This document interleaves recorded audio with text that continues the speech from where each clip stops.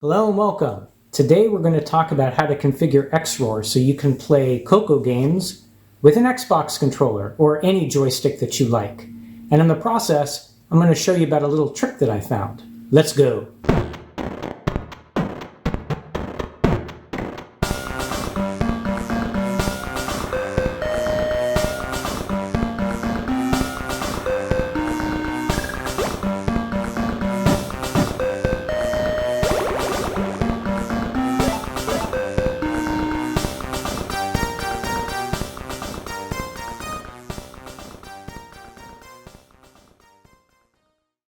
It is okay to have respect and even a little affection for your TRS-80 color computer, but at the same time recognize that the joysticks it comes with, not so good for playing most games. These joysticks might be okay for playing something like Breakout or Kaboom, where the exact amount that it's sliding matters. But most games don't care.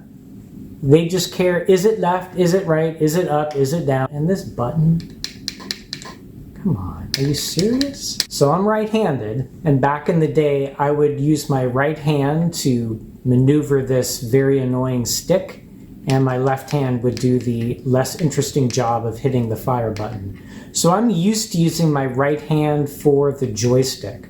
So what I'd like to do with my Xbox controller is have the right-hand side joystick be the one that I use, and then maybe one of these buttons. So maybe I could hold it like this, you know, like with this hand, and then maybe like kind of like this. Maybe even like I could have like a button over here. Look what you got. You got like these buttons, you got these paddle thingies, 2 joysticks, and whatever the heck that thing is, and 4 buttons up here, and then like a couple other buttons. So how do we tell XRoar which parts of this we want to use when we're interfacing with the COCO?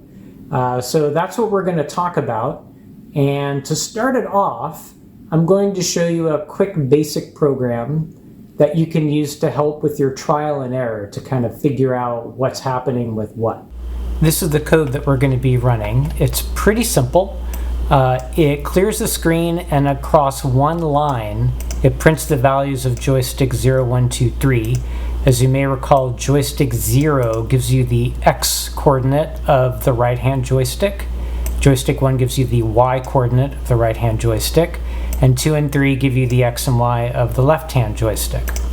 And then across the second line we're just going to print the value of that peak, which gives us an indicator of whether the left button or the right button or both are pressed.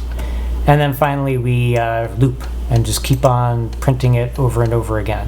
So I'm going to use this to see if the configuration that I try for XRoar is working with the paddle or the stick or the button or whatever that I'm trying to get working on my Xbox controller.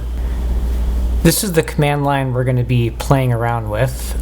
Much of this you've already seen in past videos. The interesting part starts over here. So from this point forward, we're creating a joystick profile, and you can pick any name you want. I just picked Xbox. So -joy Xbox means whatever follows is a new profile for a joystick. And then the things that follow define how that profile should work. So the joy axis says what the X and Y axes of your virtual joystick should derive from. And in this case, I'm saying I want my X and my Y axes to be physical. I want them to be based on a physical joystick plugged into my system. And these are the numbers I'm going to be playing around with, 0 and 1.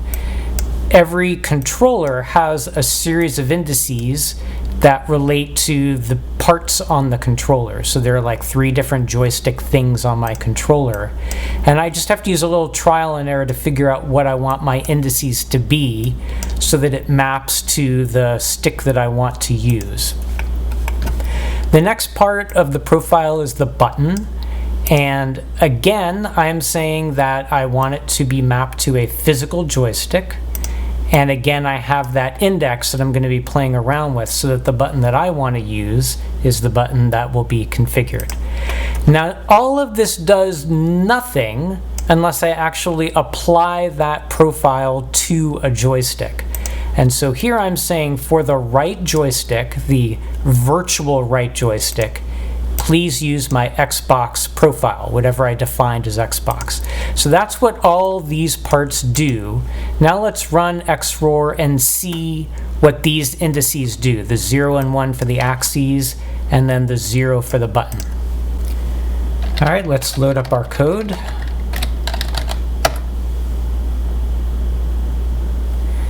And recall the first two numbers are going to be the X and Y axis for the right joystick, and then the X and Y axis for the left joystick, and then the button number.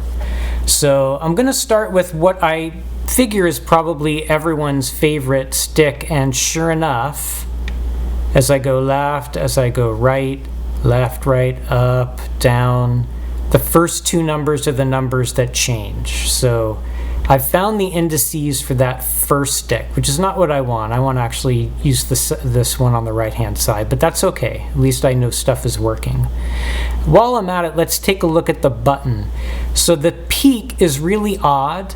If you recall from your basic days, the button is not pressed if one of two numbers is present. So if it's like 127 or 255, then it's not pressed. I think there might even be more. But if you hit the button, I think it might be the A button. Maybe not. It'd be... Here we go. Oh, this is the A button. So if you press the A button, now the two numbers you see are 126 and 254. So as you're coding up a game, you have to ask, is it 254 or 126? If that's so, then I know the button is pressed. Otherwise, it's these other numbers. And for some reason, that peak is like intimately tied to the location of the joystick itself, which is strange. And then there are a couple other numbers when you're talking about the left joystick, and a couple other numbers if both the left and right are pressed at the same time. But none of that really matters to me. I just want to know which button changes it. And A seems to be the one that's changing it.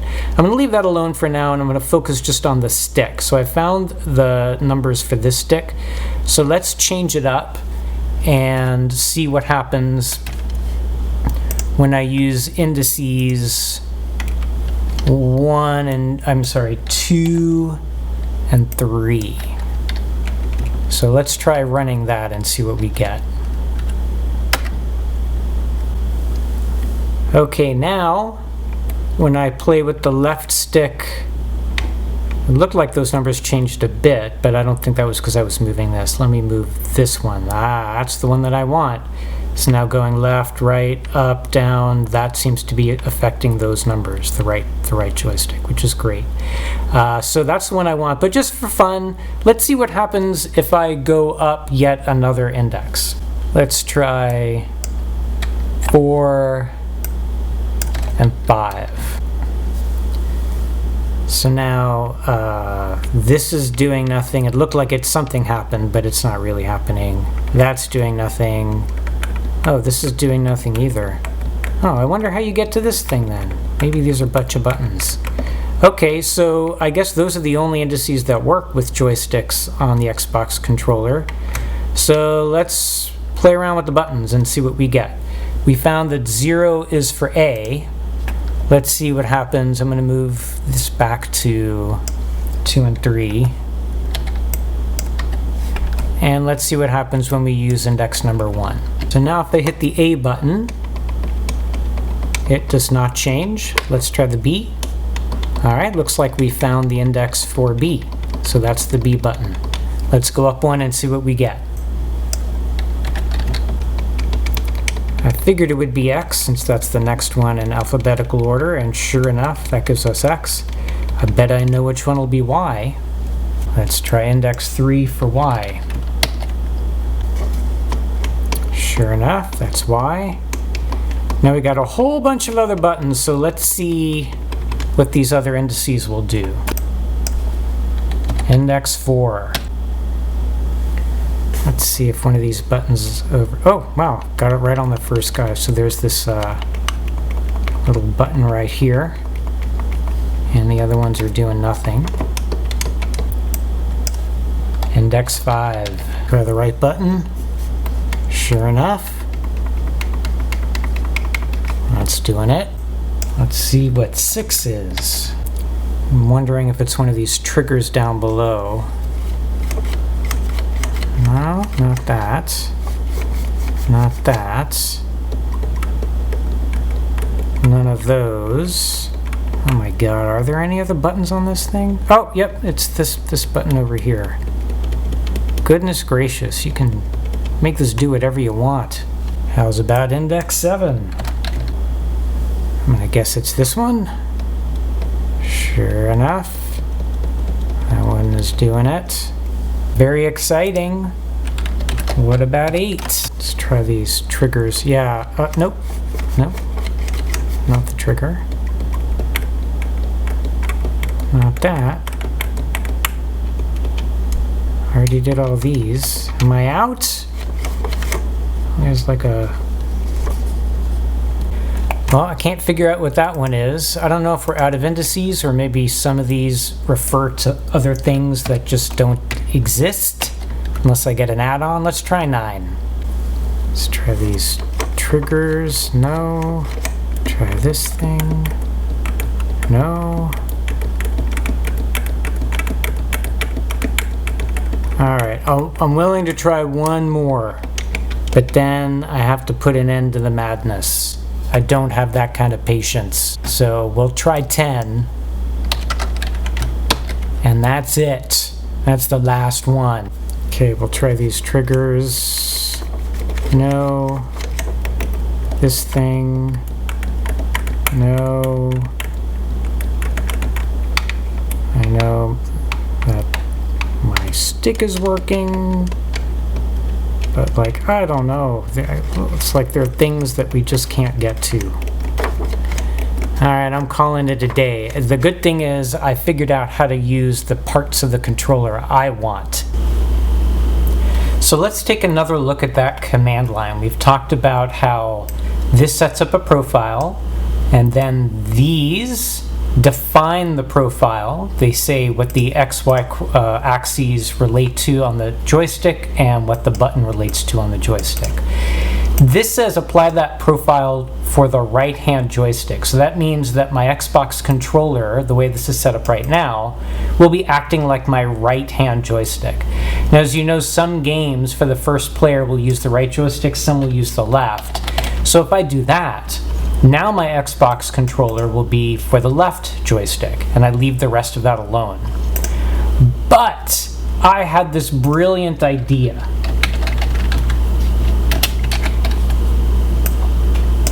Why switch back and forth? How's about we just let the Xbox controller be both? That way when I'm switching between games, it will automatically be just magically where it needs to be. And it kind of worked.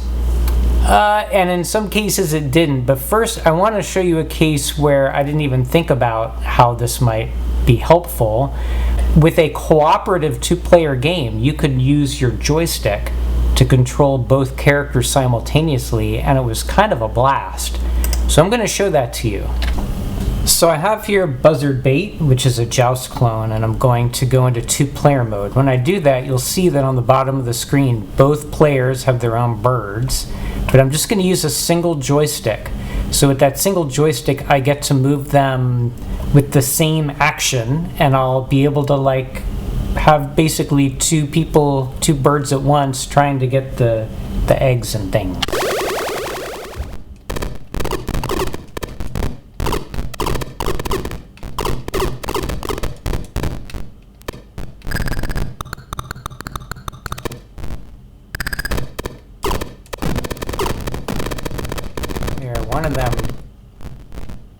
One of them got hit, but the other one is still around.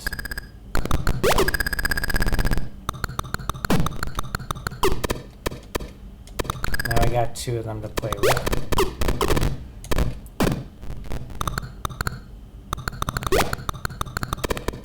Oh look, I cooperated with myself.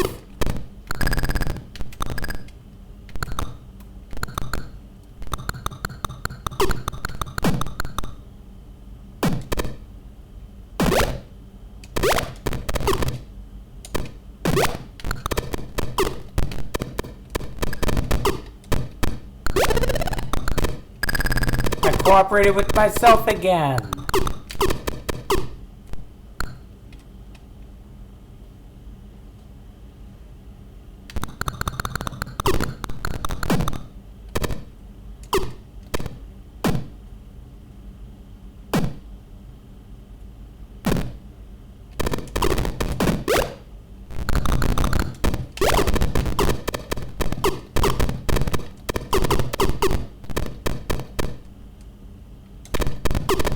Now I have to fight myself. This is going to be difficult. Well, maybe. I'm coming for you. There we go. Ouch.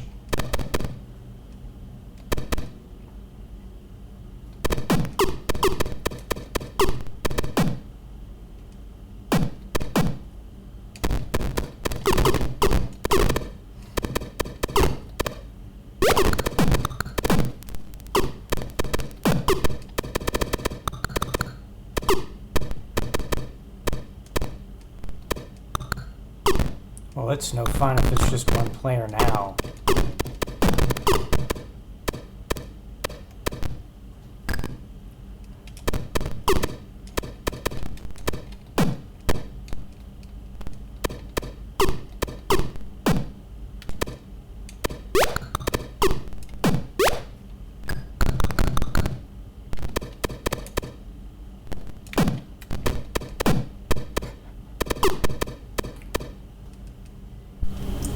So where this becomes problematic is, take a look at the peak right here for the button. When I press the button, it now thinks both joysticks are pressing the button. That means I'm going to get either a 124 or a 252.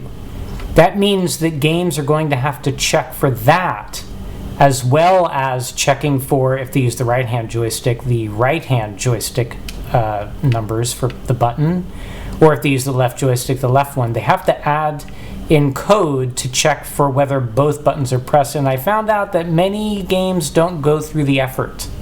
So many games, if they think you're playing with the right joystick, that's the only button they're going to look at. Those are the only numbers they're going to check for.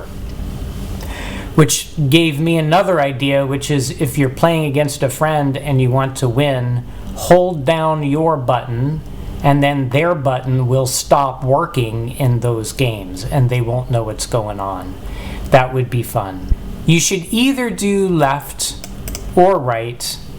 Probably not both, unless you're going to do some kind of cooperative game like with one joystick, if that's what you want to do. And then there's a feature in XRoar that allows you to swap. So if you set it up for one, like for the right joystick, you just do this, and then it'll now act as your left joystick. So you can just do that right while it's running without having to change the command line. So that's what I end up doing. Now I'm just going to play some games to have some fun. You should probably stop watching now. This is not going to be interesting unless you want to watch someone play very old games.